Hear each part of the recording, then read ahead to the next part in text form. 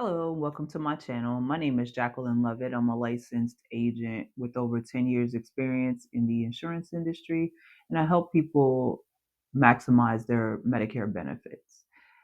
Today's topic is going to be what's the difference between a Medicare versus Medicaid plan. We're going to also discuss integrated plans, and we're going to discuss the enrollment periods associated with that. We've discussed these things in previous videos, but I'm going to break down how you can tell the difference between a Medicaid plan, a Medicare plan with Medicaid, and then just a regular plan. And so for today, we're going to use as an example the state of Virginia, and we're going to use United Healthcare as the carrier. So in some areas, you do have what is called a community plan. The community plan is usually what will tell you that it's Medicaid only. Most people who are under 65 will have the community plan because that's the only plan that's available to them. It's the managed care organization for the state. So United Healthcare could have a Medicaid plan that is just for people under 65. They can also have a plan for people that have both Medicare and Medicaid.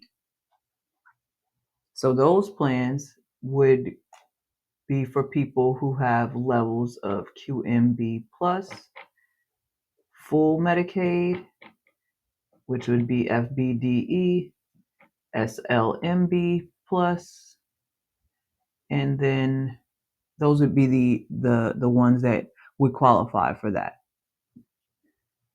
And then you would have these individuals right here who don't have Medicaid and don't have Medicare either, but still need insurance. And these are the people that would do the Affordable Care Act plans. So one carrier can have United Healthcare. Let's say the carrier's United Healthcare. They can have a Medicaid plan for people under 65. They can have a plan for people that have Medicare and Medicaid, and they can have a regular Affordable Care Act plan. So just be careful of what plans you may think you have, because you may think you have something that you don't have. And I see it all the time with clients. So hopefully that helps a little bit to clear that up. So now, the reason why this is important is because you'll have the opportunity to sign up for a plan if you have both Medicare and Medicaid, and if you have one of these levels of Medicaid. So what that's called is an integrated plan.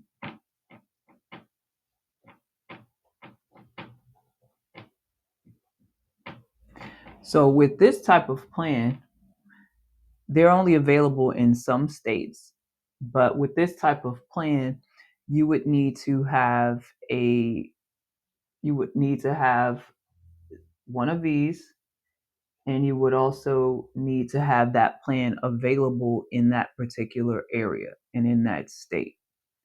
If one of these doesn't happen, you're not going to be able to sign up for that plan. Okay, so just some things to think about in reference to whether or not there's a plan that's available to you. And you can reach out to your local agent or broker, and they can discuss if those plans are available to you. You can also go on to Medicare.gov, and that information should be there as well. A lot of times, unless you go into the summary of benefits, that information may not be readily accessible. So I would always suggest going through an agent if you can, and they can give you that information. Um, and it's the most accurate information out there. So the main thing you want to keep in mind here with the integrated plan is that that plan just has to be available. and you have to have this level of Medicaid. So the last thing I wanted to discuss was in reference to the integrated plans, because when we talk about integrated plans, you do have to have the same company for both Medicaid and Medicare. So let's say we use the state of Ohio. They have a community plan for people with Medicaid, but these people don't have Medicare. So if this person is 65 and older, we'll use this as what is called a dual eligible.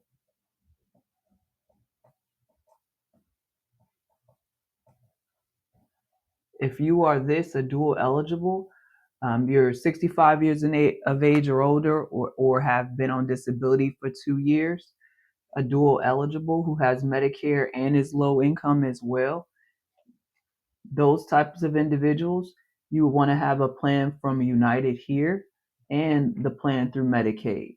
So both together. This is what is called a dual eligible. DSNP is what you'll see it as on Medicare.gov or on the carrier websites.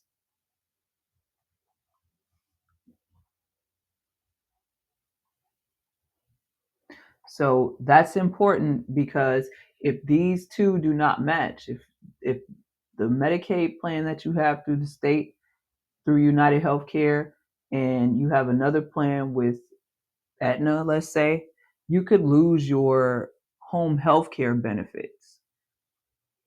So what I always tell my clients to do is to reach out to your case manager and also reach out to the carrier and see if the home health care plan or home health care provider that you're using actually contracts with the state and also contracts with the insurance carrier. Those are two important pieces of information to look out for. So, just a couple of things I wanted to discuss today so that way you have an idea of what to expect when you're looking for an integrated plan and what to expect if you're trying to sign up for one as well. So, thanks for joining me today. As always, if you have questions or suggestions for upcoming videos, maybe something that you might be curious about, go ahead and put that suggestion down in the comments. But other than that, have a great rest of your day.